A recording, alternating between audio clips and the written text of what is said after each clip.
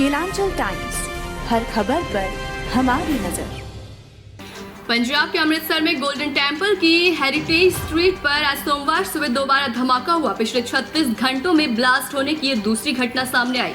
शनिवार को करीब 12 बजे सारागढ़ी पार्किंग के पास एक धमाका हुआ था, जिससे एक रेस्टोरेंट के खिड़कियों के शीशे टूटकर सड़क पर आ गए थे और कुछ लोग घायल भी हुए थे। बताया जा रहा है कि आज सुबह करीब 6 बजे हेरिटेज स्ट्रीट पर धमाका हुआ है। पुलिस के आला अधिकारी मौके पर पहुंचे हैं। ये धमाका भी सारागढ़ी पार्किंग के आसपास ही बताया जा रहा है। धमाकों की दोनों घटनाओं के बाद इलाके में दहशत का माहौल है और लोग सहमे हुए हैं। इस बीच पुलिस ने शांति और सद्भाव बनाने की अपील की और एडवाइजरी भी जारी की। उन्होंने लोगों से सोशल मीडिया पर कुछ भी साझा करने से पहले तथ्य की जांच करने का आग्रह किया और कहा कि स्थिति नियंत्रण में है।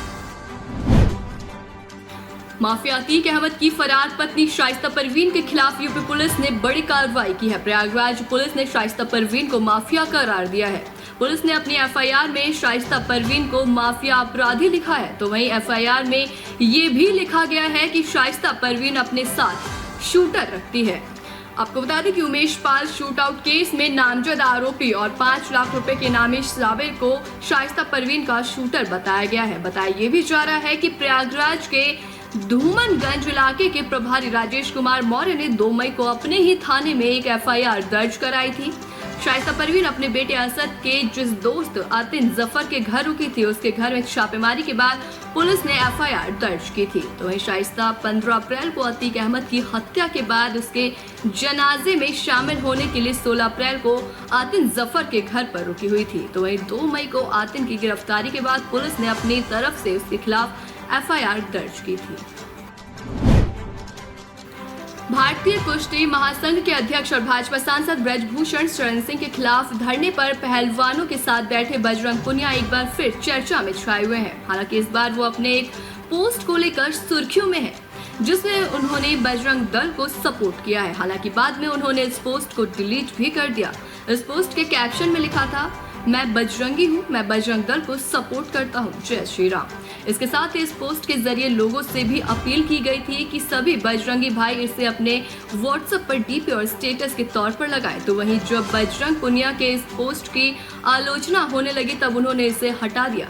बता दें कि बीते 23 अप्रैल से भारतीय कुश्ती महासंघ के अध्यक्ष ब्रजभूषण शरण सिंह के खिलाफ देश के टॉप पहलवान जंतर मंतर पर धरना दे रहे हैं। इसमें ओलंपिक पदक विजेता बजरंग पुनिया, विनेश फोगाट, साक्षी मलिक सहित कई और पहलवान शामिल हैं।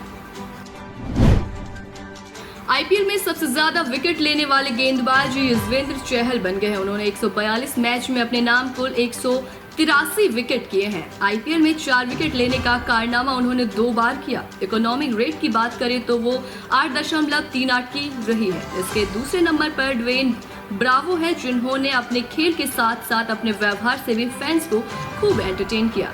डेविन ब्रावो चहल के बराबर है। चहल से ज्यादा मैच खेलने के कारण उन्होंने दूसरे नंबर पर रखा गया है। 4 विकेट लेने का कारनामा उन्होंने 5 बार किया।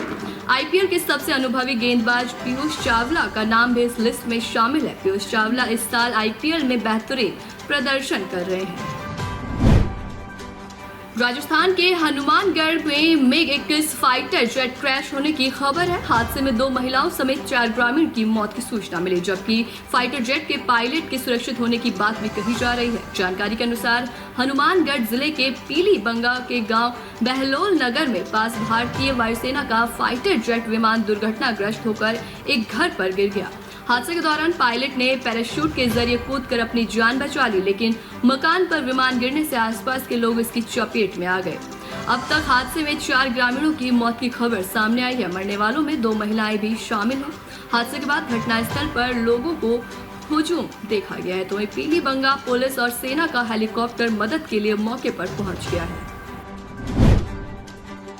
कांग्रेस के अजय माकन ने रविवार को दावा किया कि मुख्यमंत्री अरविंद केजरीवाल के बंगले के सौंदर्यीकरण में 45 करोड़ रुपए नहीं बल्कि 3 गुना यानी कि 171 करोड़ रुपए खर्च किए गए हैं। अजय माकन ने कहा कि मुख्यमंत्री के आवासीय परिसर में विस्तार के लिए उनकी सरकार को उन अधिकारियों के लिए अतिरिक्त फ्लैट खरीदने पड़े, जिनके घरों को या तो ध्वस्त करा दिया गया या खाली करा दिया गया।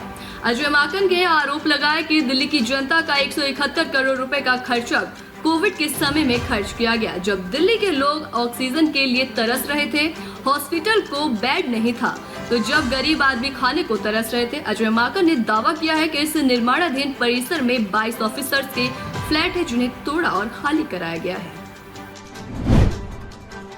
संघाई सहयोग संगठन SCO के विदेश मंत्रियों की 2 दिवसीय बैठक चर्चा का विषय बना रहा है। इनमें से सबसे ज्यादा अगर हाईलाइट में कोई रहा तो पाकिस्तान के विदेश मंत्री बिलावल भुट्टो जरदारी रहे। उनका भारत आना और बेरुखा सा स्वागत होना सबसे ज्यादा चर्चा का विषय बना रहा। इसी को लेकर जब भारत के विदेश मंत्री S जयशंकर ने पूछा तो उन्होंने बताया कि जरदारी पर निशाना साधते हुए कहा कि अगर मेहमान अच्छा है तो वो एक अच्छे मेहमान है, मेजबान है। गौरतलब है कि हाल में गोवा में 4 और 5 मई को हुई संघाई सहयोग संगठन के विदेश मंत्रियों की बैठक में बिलावल भुट्टो जरदारी ने भी हिस्सा लिया था। रविवार को मैसूर में मोदी सरकार की विदेश नीति से संबंधित एक कार्यक्रम में दौरान विदेश मंत्री जयशंकर ने कहा कि पाकिस्तान के विदेश मंत्री को SCO की विदेश मंत्रियों की बैठक में शामिल होने के लिए आमंत्रित किया गया था। लेकिन अगर आप SCO बैठक के बाहर उनके सार्वजनिक बयानों को देखें तो उन्होंने केवल भारत पर ही बात की। अरे ठीक हो भैया, ऐसे वीडियो देखे जा रहे हो, तनिका सब्सक्राइब कर लो और हाँ, घंटा का बटन जरूर दबाना, तब हमारे वीडियो का नोटिफिकेशन सबसे पहले मिलेगा। यहाँ वहाँ का देखा तो हम तुम का ही काटना है, जल्दी दबाओ।